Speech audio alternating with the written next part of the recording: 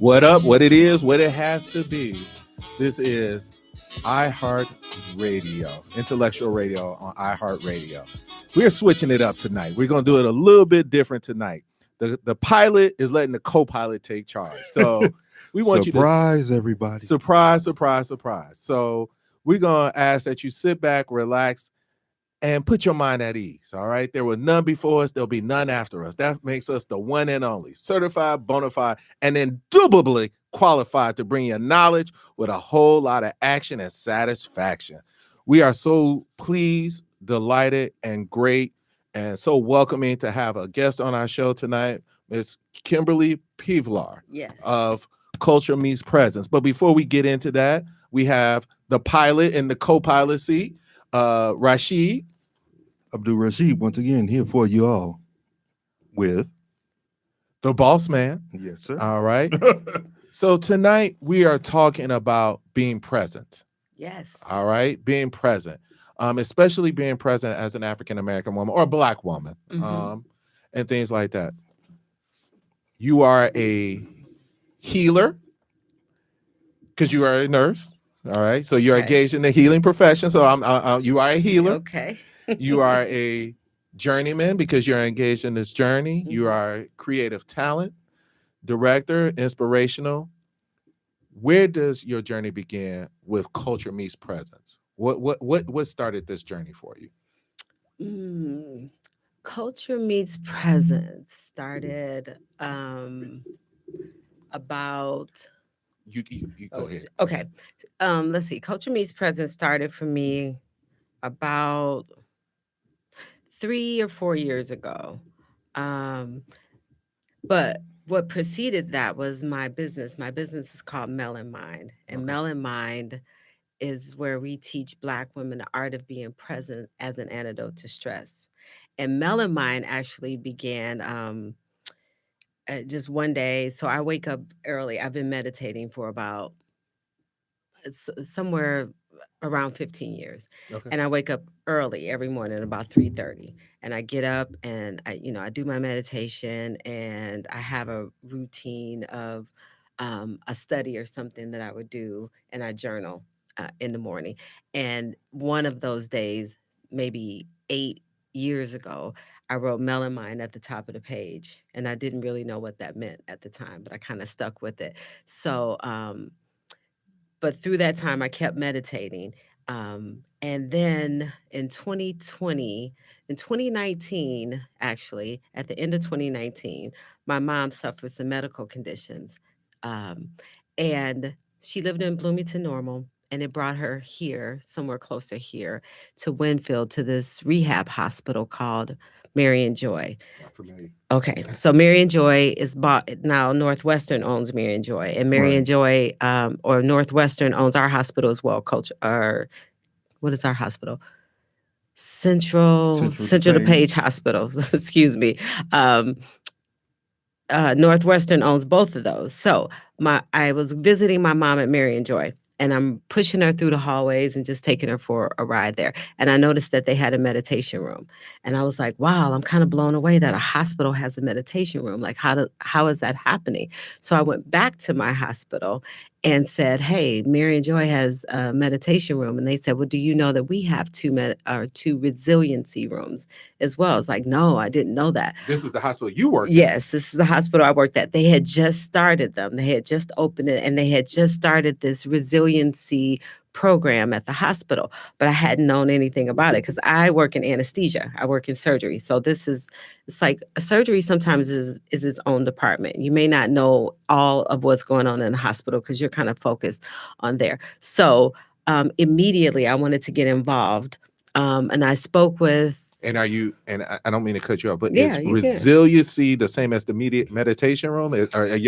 Is that the term that was used within the culture of your hospital? And they call it meditation at Marion Joseph. Yeah.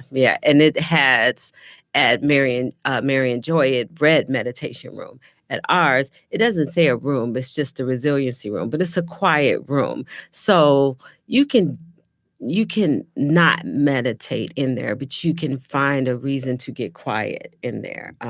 So it's like maybe a massage chair, so you can relax. It's little like when people have a fidgeting thing to help them for stress, Yes. like you can turn the sand upside down or you can do things like that. So there's things for you to do besides meditating. But I honestly think that they were keeping it safe by calling it a resiliency room, maybe. What do you mean by safe? Like, is meditation seen as a, I don't know, I want to say lefty hippie kind of thing, or Yeah, I think it is, but there's tons of evidence-based research out there for it that supports its benefits. But it's just now starting to come into mainstream where you have, like in this case, our hospitals around here kind of jumping on board. And if you know anything in the Midwest is kind of I feel like we're the last to get on board about things. Like the coast start, and then it kind of trickles in. Yeah, I think we have a dichotomy. Like, if it sounds too leftist, it's going to start in California or in New York. Never mind, like, well, let's. If it sounds too right, it's going to start in the South. Yeah. And some of that. I mean, right. THC, that started in California. Now we're finding out all the medicinal benefits, but that's why California is so way ahead of the game. And, Illinois, we just opened up our first Black dispensary. That's what I'm talking about with that kind of thing right there. Because, okay, so if you, and I'll get back to my story in a second, but if you look at the person who's credited, his name is Dr. John Kabat-Zinn, and Dr. John Kabat-Zinn is credited with bringing mindfulness to the States from the East. He did that in 1974, sometime in the 70s, at Boston General Hospital, and he is it's an affiliate of Harvard University. So he did a study there in the 70s, and that's what started mindfulness-based stress reduction, is with him in the 70s. Well, let's take a pause there, because I do want you to get back to your story, but I want to define these terms so that our audience understands the culture in which we're talking about. What does mindfulness mean to you, or how are you defining that? So mindfulness is defined about in several ways, but how I see it is being present in this moment without judgment and allowing it to be what it is. Okay. So, and being present means, and I think I know, and I'm going to give you an example, is being present means sometimes we're in situations, but our mind is somewhere else. We don't enjoy the moment, and we miss the moment. Perfect example. And I'm only speaking from my experience. Took a trip to Cancun. I'm my own entrepreneur, my own. I kill what I eat. And that whole time I'm down there, I can't enjoy being in Cancun because my mind is still here, focusing on work. And it was literally like the last day where I was just like, oh man, I wish I had been. My body was present, my mind wasn't. Exactly. I couldn't enjoy the beach because my mind was still on work. Yes. I couldn't enjoy the sunset, the ocean, those things, because, and I want to know if this is your experience. Sometimes it's hard to turn. It's the hardest thing to turn the mind off until you're literally exhausted, where your mind is just. And I love TD Jakes. He says, "You go to bed, you get sleep, but you don't get rest." Exactly. Yeah, exactly with that. Your mind time travels. That's where we time travel. And we're either in the past or we're in the present, but we're very seldom right here. And to be in this moment, you have to.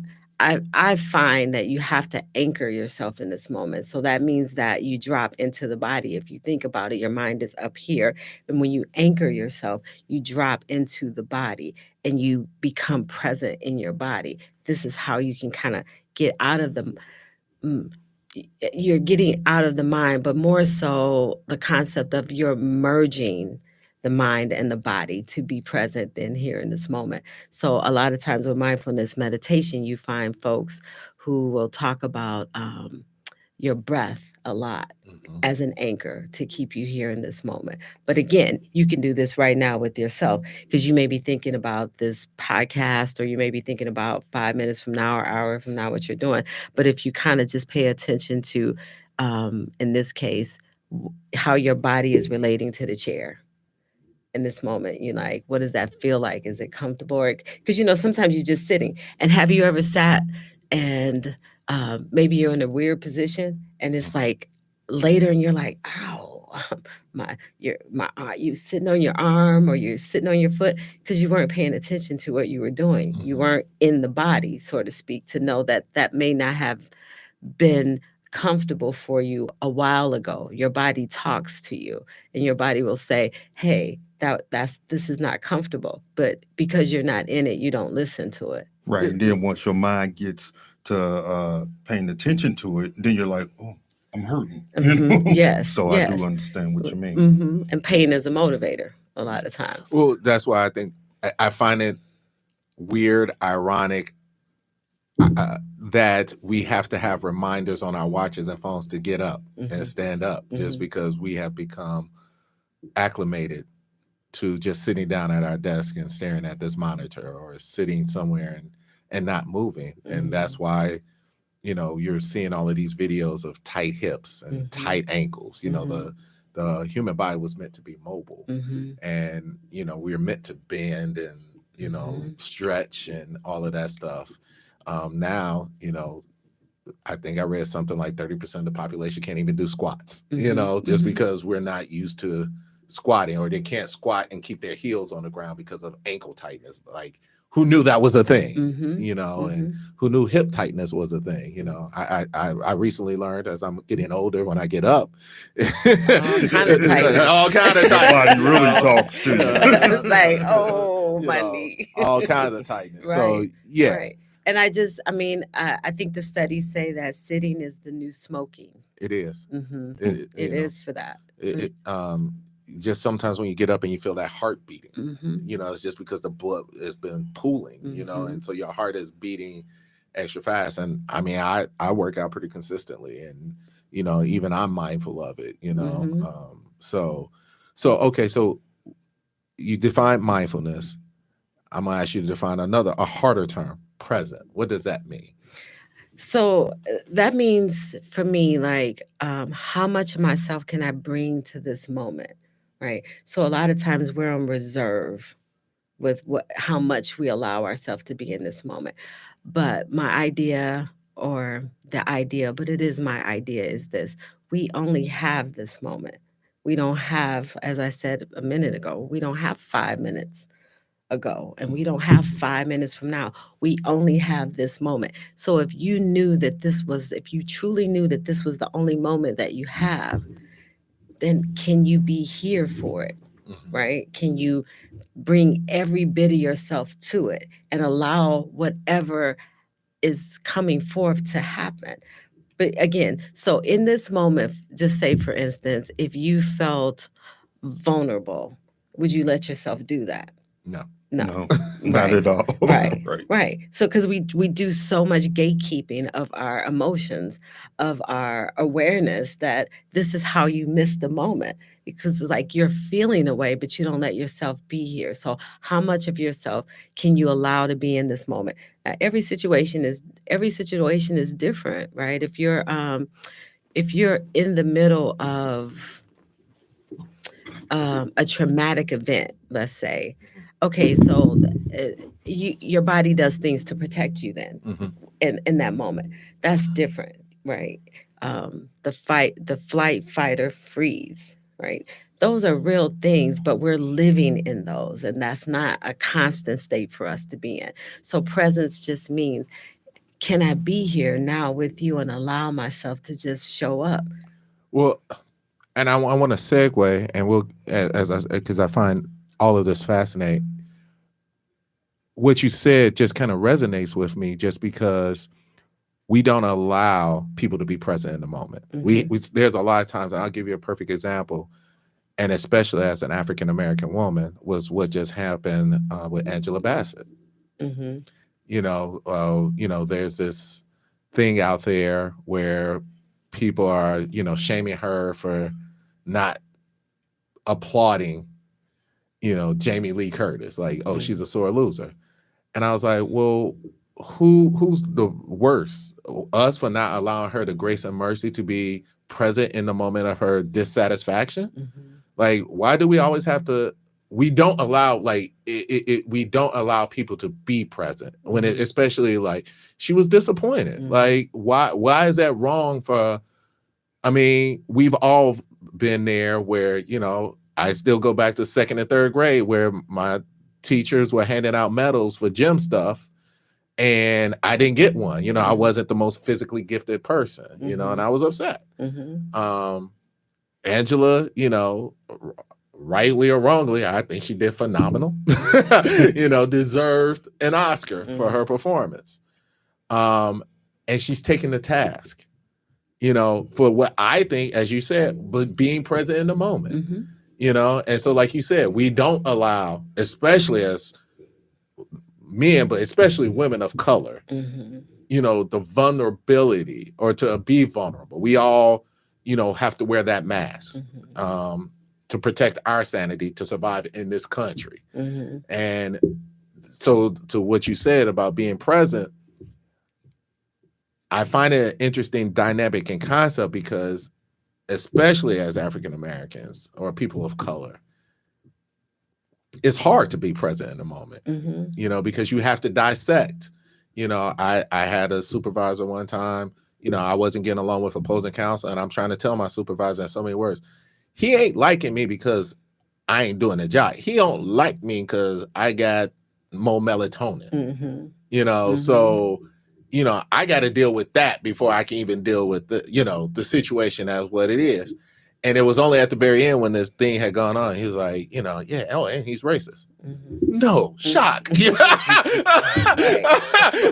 Shocker. Like if only someone had told you that. Yeah, you know, so I find it very interesting. How do you, as a woman of color, navigate trying to be present in a moment when there are so many situations and so many daily occurrences that you have to wear the mask just to protect who Kimberly is. You know, like I can understand why meditation is beneficial because it allows you to drop that mask and to feel that. So is it a situational presence, or are you just trying to be present in those moments of quietness when you are with your God, your universe, or whatever? How does that work? I think that cultivating a daily practice helps you navigate then when you step into the world, if you understand what I'm saying. And I think you, at least, it's the intentionality on how you choose to live, right? Okay. You only know that in the moment. So the response is only real in the moment. So to say, we become attached to these personalities and these ideas of, I am this person, I am that person, I am the person who always acts this way, or I always do this, then you're not allowing the newness of the moment to determine what is there for you. It comes organically. You know, so if you have already determined, I am the person who's going to applaud and cheer loudly, even when I lose, then you don't allow for that. I don't want to do that right now. That's not that's not what I want to express, because again, the moment is where the truth happens. You don't know. You just got to allow it to happen. And that's the issue too. I think that because we have identified with our personalities that we don't allow for newness, because that is going to supersede what the truth is of the moment. Yes. If that makes sense. No, it makes absolutely sense. And I just want to say this is Intellectual Radio. Please give us a call here in the studio. If you have questions, phone lines are open, 708-223-8953. We are talking with Kimberly about being mindful, presence, culture meets presence, and your journey along the way as healer, author, writer, and things like that. So you're coming back to your story and your journey. They have these resiliency rooms at your hospital, and you have wrote melatonin mindfulness, correct? Melon mindfulness. Melon mind. Where did that story start to come together? Okay. It started to come together then at the hospital once I discovered these resiliency rooms. And I spoke with professional development at the hospital, and she was like, we have these. And I knew I wanted to get on board. Um, but to move up the corporate ladder, it's like she said she encouraged me to get a advanced degree. So I had started a nurse practitioner program after nursing school, and I just didn't like it at all. So I did 1 year and I was like, I quit and I don't want to do anything else with it because I didn't care for it. Right. So, but I wanted to be on board with maybe getting I have this idea of a mindfulness center at the hospital. I'm like, I want to get on board because I can see this mindfulness center coming together at the hospital. So I signed up for a Master's of Science in Nursing program, but I couldn't stand it. I looked at the curriculum and I'm like, I cannot do this for 2 years. So I was like, what can I do for 2 years? So I started searching different master's program and I came across an accredited um, mindfulness studies program through Lesley University. And then I signed up for that right away. So this happened in 2020, right after George Floyd. Okay. So So middle of COVID or tail end of COVID ish. No, I think it was probably in the thick of it because it was May. Yeah. I think it was May 25th to be exact. And I only remember because my son's birthday is the 24th. Okay. So it was the day after his birthday. So then that's when everything started to come together, for me. Again, it was the seed was planted at some point, but that's when I can start to see it blossom or start to see it sprout, I should say. Yeah. No, I mean, we've talked about COVID being a transformational process in our lives. It changed all of us. Mhm. We all know that we have an expiration date, Mhm. but it was something about that incident where I think we all came to grips with our humanity and our mortality. Mhm. I admire your courage to quit the programs. Like he was like, nah, this ain't for me. Mhm. Oftentimes we start swimming in a pool and that our nature is, I gotta finish. I've already started, nobody wants to be labeled a quitter or things like that. But I think it speaks volumes to who you are and how you said, this ain't moving my soul. This did not move my soul. Mhm. And you said at some point, like, I'm not gonna do it. Right. Right. And then you found another program. You're like, this ain't gonna do it. Yep. Close the door. Shut that. So do you accreditate, or is that who you are? Or is that because you knew from your meditation and your mindfulness, like this I'm on a journey here, and this is not the path. Like, we always talk about being trailblazers and things like that. What do you accredit your courage or decision to say no to these other programs and to continue in pursuit till you found something? What do you accredit that to? I think it's twofold. Definitely, for sure, I feel like I'm following a calling, right? But then there are other times that I swim in waters that don't align with my values.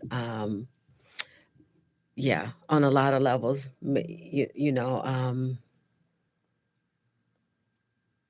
I'm just trying to make sure I word that correctly. We got you. Be easy. But yeah, no, I think you spoke of the dichotomy before. I think I'm a little bit of both.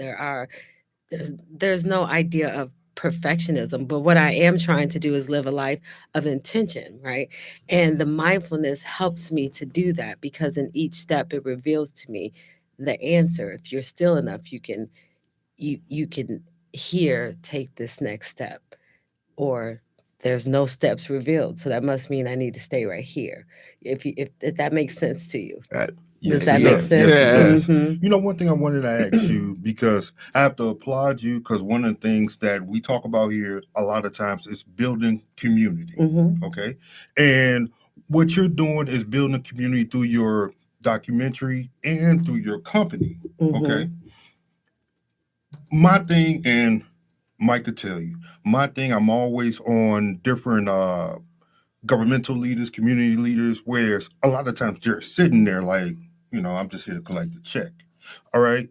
If you had the opportunity to get to some of these leaders and teach them a little bit of something, what would be some of your things that you would teach them? For government? Yes, government, community leaders, everything. Because we do believe community is the Foundation, yes, backbone. the foundation. It's the backbone of everything that, we all need and we're trying to do.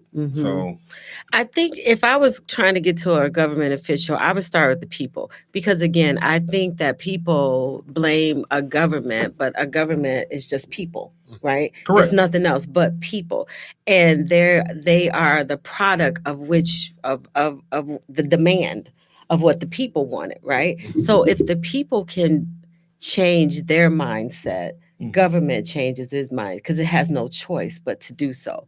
We are the change. We're expecting what happens to me. I always think of this as a form of idolatry. We created government, and now we think that government is greater than the people. And to me, that is idolatry, right?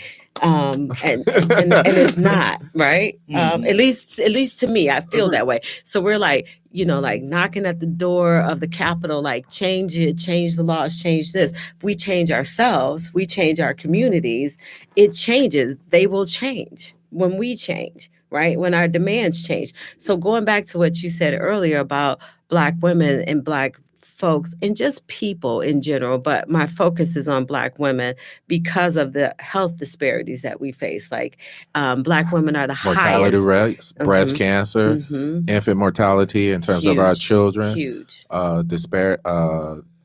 breast detection, breast cancer detection, lung cancer, which is hypertension, diabetes, anxiety, depression, all of those things.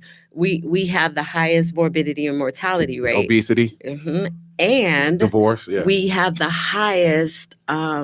We are the highest educated demographic out there. So it's not that we don't know, right? We're educated. We know. Then what is it, right? And all of those things are linked to chronic stress. Yeah, stress. Stress and this. I don't want to say it, but it's a foreign diet. Like this diet that we have here is anti. It wasn't meant for the genes that we have here. The lack of mobility, like I said, we're not as athletic, but all of these factors, and like I said, and cultural conditions. As you said. And I don't want to turn this into a racial, because I'm so fascinated with the story, and I know there's I want my wife to hear the story. I have a lot of women of color who listen to this, and I want to get this story out. But even as the most educated racial group it is, we tend to stay in those communities that are not economically diverse. It's harder for Black people to move into. One thing that we do know happens is that when people of non-color get money, they move out into other communities with money. When people of color get money, we tend to stay in our communities, and that can cause stress, because those communities tend to have higher crime rates. They tend not to have the services such as the mental health services. I wonder, I don't know, and I'm not trying to disparage, but there's a hospital located in downtown Chicago. It's considered the cream of the crop, and I wonder if they got a resiliency room or a meditation room, and the outcomes that you get in inner city, I think, just based on anecdotal evidence, not scientific, just my own anecdotal evidence, which to the me service in the city compared to what my father got out here in the burbs, way different, And I mean, you just like, wait a minute, I've been bringing him to this place 5, 6 times, 8 times every weekend. They can't figure it out. We come out once, they're like, oh, he got this, he got this, he got this. We put this team in place. We got this team in place. His numbers were off. We're going to get these numbers right. We're not going to release him until here. But even when we release him, we recommend that he goes to physical therapy, outpatient. Wait, hold on. You hitting me. Hold on. And so those services. It's just the quality of the services that you get, the quality of the food that you get. These are all things that when you don't have causes it's like being in a fish, like what they say, you put the crab in the water, you put it in warm water and you heat it up or the lobster. I think we're just so acclimated to going without or not having that we just become acclimated to it, unaware of the stress that it's causing. So when you have to travel further to get, whole foods or different types of foods, or, the medication isn't available. Yeah. No, I totally agree with you. But that's when we get to the point of disease. Disease has happened at that point, right? And I think that we only know moving out of disease. You don't know that you can live a life without. So for some of us, right? There are some things that are beyond your control, right? But for the most part, sometimes the things that we think are genetic are actually just a lifestyle. If you hear people say like, well, whatever, my great grandmother had diabetes, my mom had diabetes, I have diabetes, all my sisters have it. It could be genetic, or it could be just the way that you're living, at the same time as well. So again, why I find it important to teach mindfulness is because when you get present, then you know what's for you and what is not for you, right? And just hearing that, the moves that you need to make and what you need to do, right? Yeah. You only know that in the moment, and not necessarily because somebody is telling you what that is or telling you who you are, right? You're learning who you are from an inside gaze. And we only know who we are from external. Because you are a Black man, then therefore, because you are Black, you act this way and you do these things. And because you are a man, then you act this way and you do these things.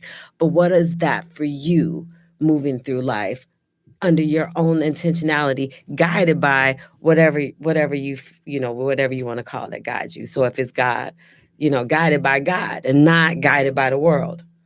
So is that, go ahead. Oh, yeah. No, I was wondering, with what you do with your group, with the documentary and so forth, will you bring some of this to the schools? Because this will be so helpful to the children. Because, we need to break the stigma that, you're Black, you're a man, you have to act like this. We have to break that, saying that it's okay. You don't have to act in this certain way. And so forth. So will you bring something like that to the schools? I won't in particular, but there's a lot happening now with mindfulness in the school. It may have been last summer, my class was mindfulness in education. So while I'm not in education, I do feel like an educator. So I took that course. You are educator. Yeah, you're always a teacher. If you're out here doing good, trying to bring others to good, I consider you a teacher. And most of the people in the class were teachers, but I am a nurse and in the classroom. And what I chose to focus on in that class, when you speak about food, I chose to talk about urban agriculture and how in the 1920s, 14% of the farmland was owned by Black folks, and now 5. Is it less than that? Yeah, 3? it's less than 2% with that, right? And food deserts and the disparities that we face with that you have in inner cities. And one way to change that. And it was in that class that I recognized that you can't fight the system. So I just realized, I was like, just through a chain of events that became known to me with writing my final paper, I'm like, okay, I can't fight the system. This is exhausting. But what you can do is not feed it, right? So when we're talking about food, you go back to, and this is a little bit of the film and what I'm talking about. I lived with my great grandmother when I was about 4. I lived with her for a little spell. She had a garden. Do you understand that? And it's like the things that this is what I mean, that we drive the system. because we're sitting at our computers, or because we're busy maybe chasing a bag or whatever it is that we're chasing our credentials or whatever, because we're looking for value outside of ourselves, we have lost those basic skills of how to take care of ourselves. And that is a big issue. So I think that that's what causes stress, because you really don't know how to take care of yourself. So you outsource your food, right? You outsource your education, you outsource everything, and you don't know how to do those things anymore, because now I'm trying to get the money, the recognition. I'm trying to fill a hole. That's what I feel. Like I want to be seen. I want to be seen. Like, can you? So again, Black women don't feel seen, heard, or valued, right? And a lot of times we look outside of ourselves for those things. External validation. So again, we're the highest educated, but why? But what is that? That's just a piece of paper.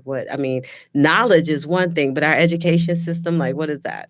What is that? What are you spending hundreds of $1,000s on? And I'm doing it as well. And again, I told you I'm swimming in the waters as well.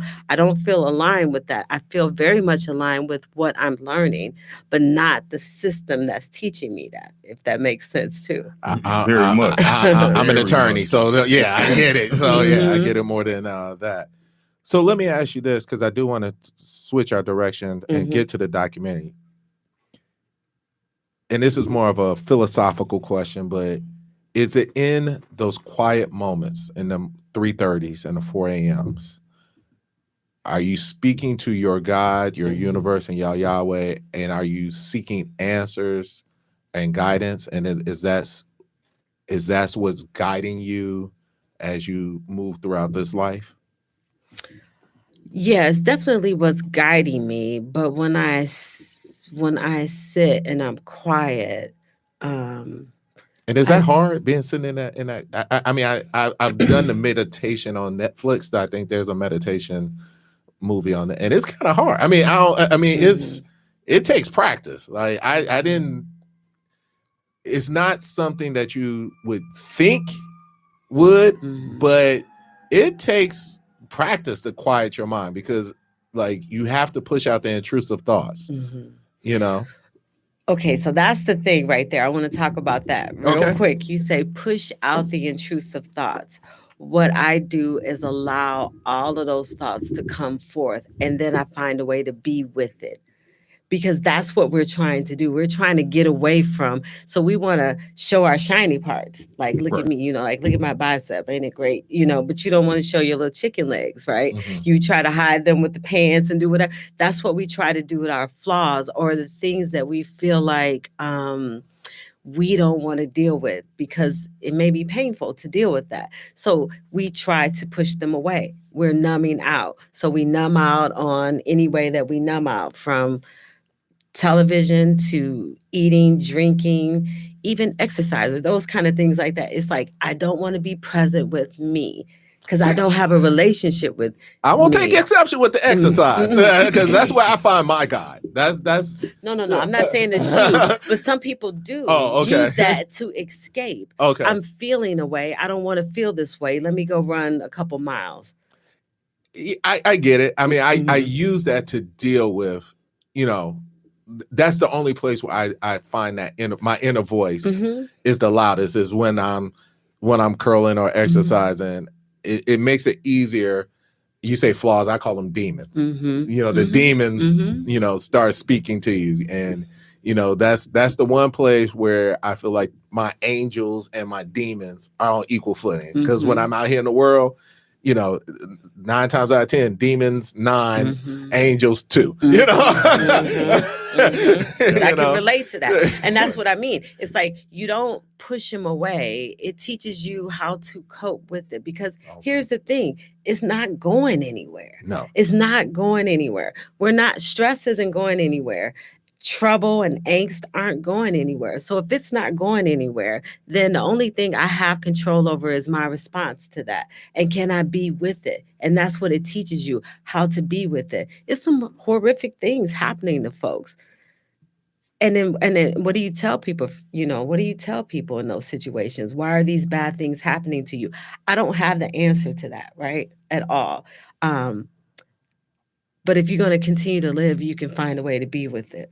Or you don't have to. You don't have to cope. But if you really want to be here in this world, because honestly, being a human is hard, right? And no, it's hard to get to be a human. That's what I'm saying. It's not easy. Like the chances that you are here right now, that we are all here together in this room, that is phenomenal. Like you got to start looking at life like this is amazing. What is this stuff that we get to do? Okay. So if you want to get here and be here and do it and be vibrant in it, you know, it doesn't necessarily mean happy. Joy, yes, but it doesn't necessarily mean happy.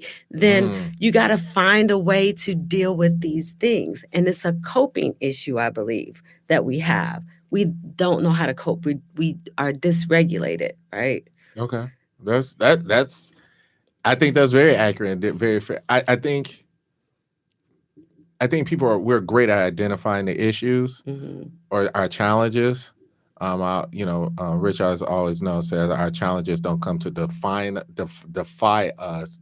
They don't come to define us. They don't come. I'm sorry. Strike it out. They don't come to defy us. They come to define us.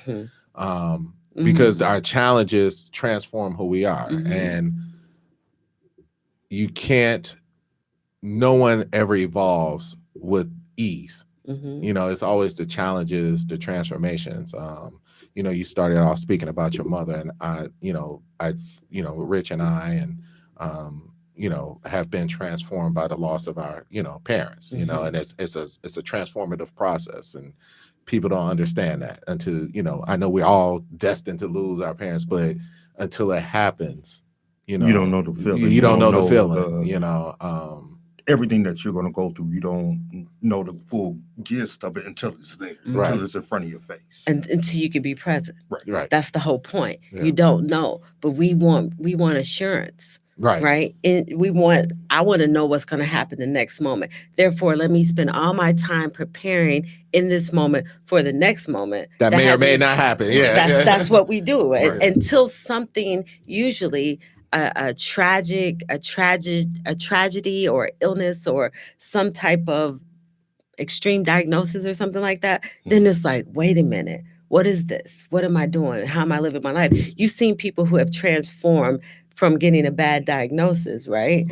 Correct. It's because it's like, what have I been doing? I want to live with more intention now. It's like, I don't necessarily want to be doing some of the things that I'm doing. I want to be in alignment with who I am as a person and God created me to be, or the universe, or whoever. And that's why I said COVID was such a transformational process. Like, we all got a taste of it. Like, we didn't know, but we were all out here like, somebody, right. Everybody looking like, you got about 48 hours, and so that little bit of taste of mortality that we all, like I said, we all got expiration dates. It's just, we don't know ours, That's why I think COVID is such a transformational process. I think maybe the show before, we talked about like this being the junior year, like COVID, that's freshman year. That nobody knew what was going on. We all locked away, and that's why 2022 was hard, because that's sophomore year. Sophomore year is always the hardest because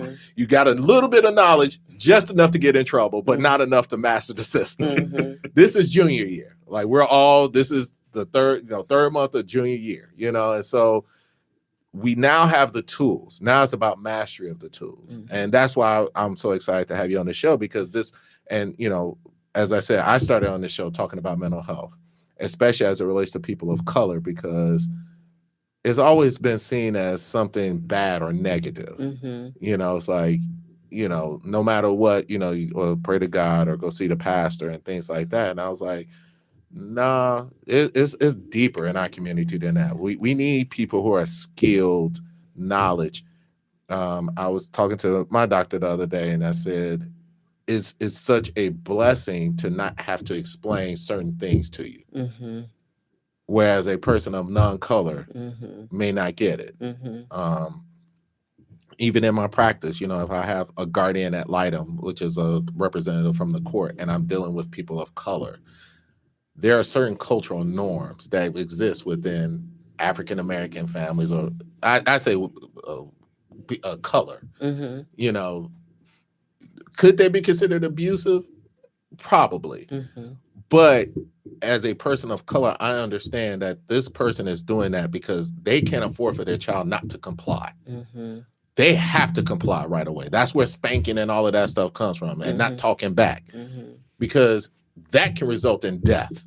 So I need you to comply quickly and immediately. So you need people who understand that cultural dynamic. Now, of course, and what you're doing here is saying is transformation. Like the way we have been doing it isn't right. You know, pastors don't always have the answers. And if you're going to communicate with God, there has to be silence for that voice to come through. But what I do want to do, because and this is the whole point of the show, and I want to run out of time, is talk about your documentary. Tell us about this documentary, how it came together, and what it means to you. So in school, in my graduate program, I'm doing an internship, and during my internship, I decided I wanted to create an 8-week course for Black women that is culturally appropriate and culturally sensitive to us, right? So mindfulness. So when I started doing mindfulness back in Bloomington, I started this group, and it was Black Chicks Meditate. So this was about 15 years ago or so. But the issue is that Black chicks was not meditating, right? Because of this lineage maybe to Buddhism, right? And because for some, I heard because it felt very white, like a white thing to do. So I mean, I did. I had a group there, and we did it. And then I moved from Bloomington, and I came here. And when I came here, I felt like I was spending a lot of time before I got to this area. I was spending a lot of time convincing um, black women to meditate, and I didn't want to convince anymore. So when I got here, I started a different group, and it was called She Meditates, and it was a multicultural group of women. And while I felt that was beneficial as well, we need to see ourselves in each other, and it was great. But then when I got to graduate school and looked at the research that Black women are underrepresented, right? And we are suffering the most, and we're underrepresented. So that brought me full circle back to teaching Black women. So in the internship, I created a 8-week course. And when I say culturally sensitive and culturally appropriate, because you can't really ask a Black woman to come into this room and sit with this incense burning, and we finna light this sage, and we gonna chant. Like Black women, like, sit on the floor. They like, no, I ain't sitting on the floor. I'm not lighting this sage. I don't know what you're doing here. This is some type of voodoo, right? There's like some cultural dynamics. Yeah. Yes, yeah, it's but like that's what I mean by stigmas. You know, you're breaking that, and that's the beautiful thing. You know. Yeah, because being present looks the way it needs to look for you. So I find ways to kind of ease people into, in a way, I have a rapport, because you mentioned that before, when it feels good not to be able to say some things because I am a Black woman and I grew up in Black culture, right? I have a rapport then with Black women. And, a natural affinity and a rapport, yeah. And I find different ways for you to feel okay with hearing me, with what I have to say, and then different activities we do to just be in the moment. And one of them, I will say, is as simple as washing your hands, right? We all, and this isn't specific, obviously, for Black women, but in the light of COVID, you were doing a lot of hand washing or a lot of sanitary rubbing, but you were doing this. But can you do that in a way that you bring all of yourself to that hand washing moment? And do you know what's happening when you're washing your hands? So, right, like, for some reason, you choose to wash your hands. You feel my hands are germy. And so you turn on the water, right? And you're listening to the water. And you can tell when the water, or tell me this, can you tell when the water turns from cold to hot?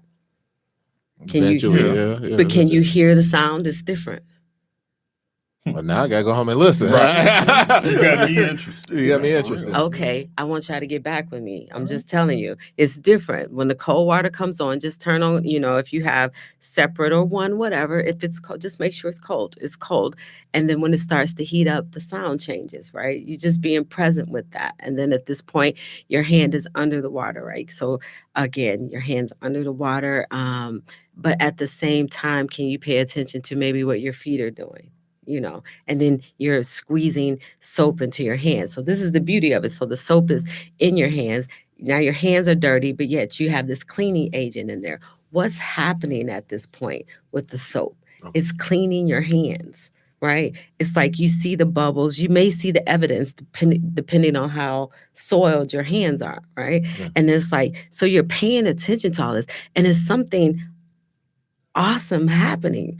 It's cleaning your hands, but you just take it for granted. It's just like, oh, and then you rinse it off and now your hands are clean.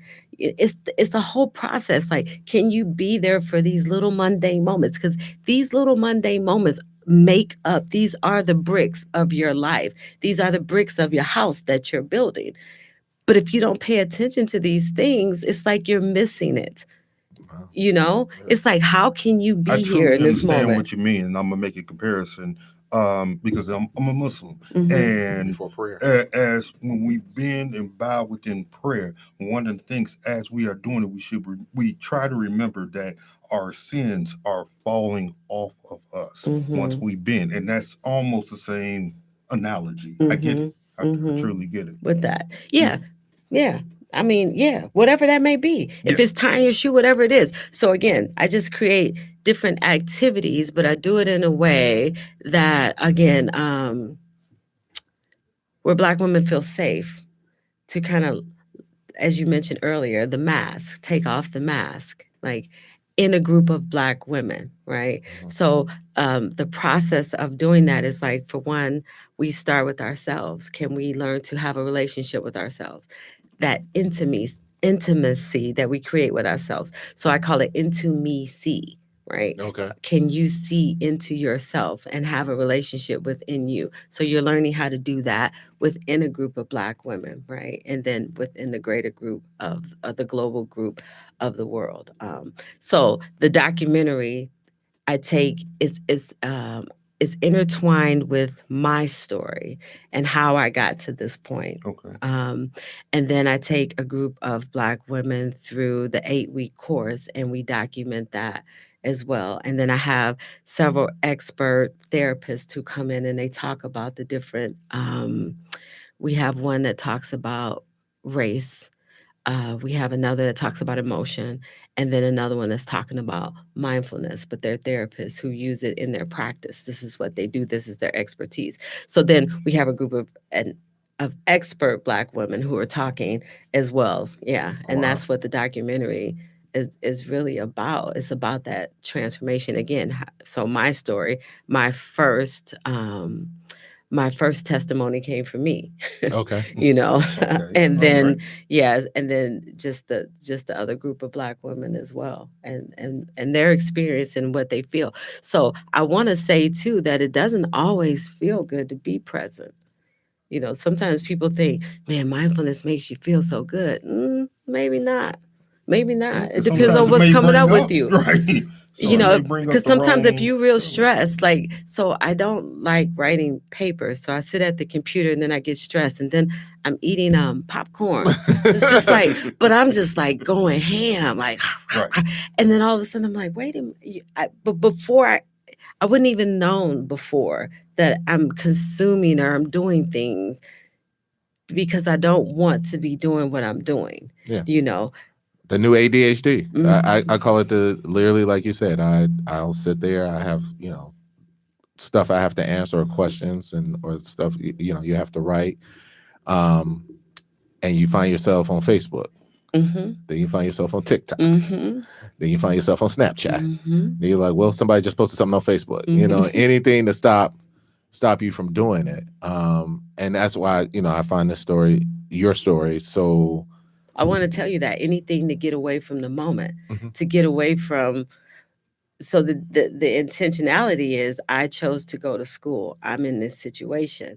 If I'm going to be in this situation, then be in it. Like if you equate it to the gym, sometimes people go to the gym, or I remember before I used to do a CrossFit, right? And you had the WOD, and you would do the WOD, but some people would, like if what you call it, suicides. Let's just say a suicide. So some people would That's an run activity, all the not way. not the actual suicide. That's something you're doing in CrossFit. Yes. Let's say that. But where you run and touch the line, and then you come back. But some people just kind of go part way, and they wouldn't touch the line, and they would. Again, it means something to go all the way and do something. Or if you're squatting, some people don't go all the way. Or that last rep, can you do one more? Right? It's that concept of just that. What more can you do to be present in the moment and not escape it? It may be painful to do one more rep, but the rewards are worth it. Yeah. Do you know? It's like if you say that you're going to do 12 reps, then by all means try your very best to do what you say that you're going to do and not skimp out. And sometimes I think that that's what we do. We escape it. It's like the work that we have to do, the work that you're doing, the work that I'm doing at the computer, but I wanted to go to school. So it may be tough, but don't escape it with, this stuff. Just face it. It's not going anywhere. I just wasted 45 minutes on TikTok, whatever else. Yeah. But it didn't go anywhere. And it's still right And there. it's still right there. I know. And Sometimes when you just got your back up against the wall, and it's something about that pressure. It's Sometimes something about that pressure when you just like, okay, I'm doing court in the next 3 hours. I got to figure out something to say, and it's just.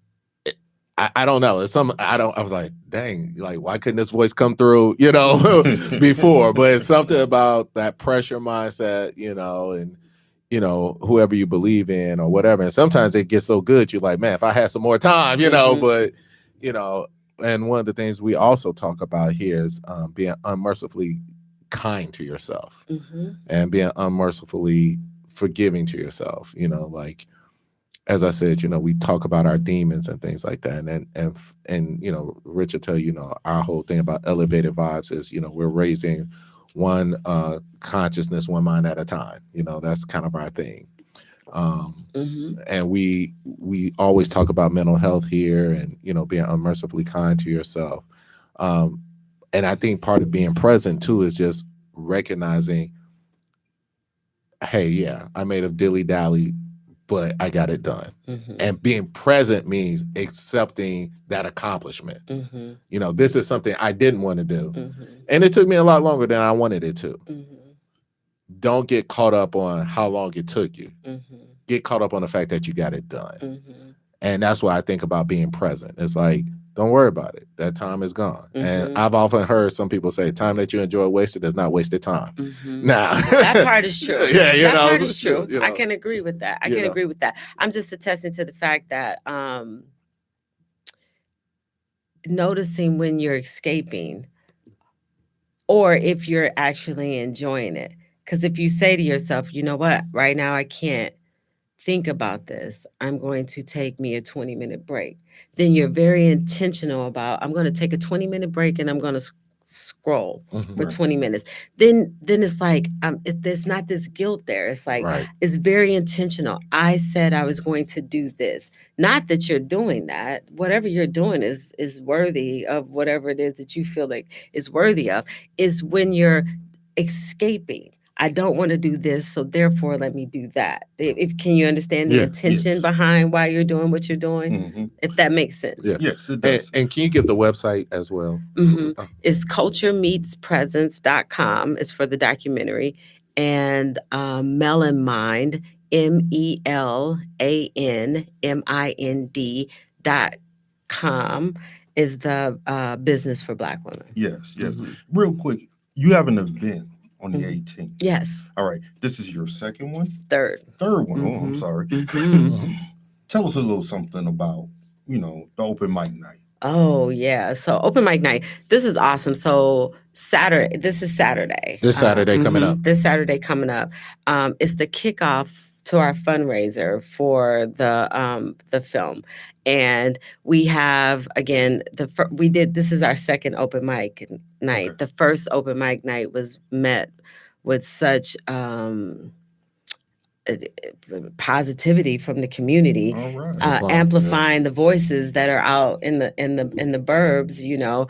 So we decided to do that event again. We just had one maybe 3 weeks ago, and it was R&B yoga and a mindful eating event, and that kind of sold out. Wow. And the open mic did as well. So we're hoping to have the same success this time as well. But yeah, we have a couple comedians and 2 music artists coming, and where is this event at? Society 57, downtown Aurora. Okay, Society 57. Starting what time? 4:30 is the start time, but doors open at 4:00. So if you want to sign up at 4 for the mic and your talent, and yeah. Okay, and is it first come, first serve, or tickets available online? Tickets are online.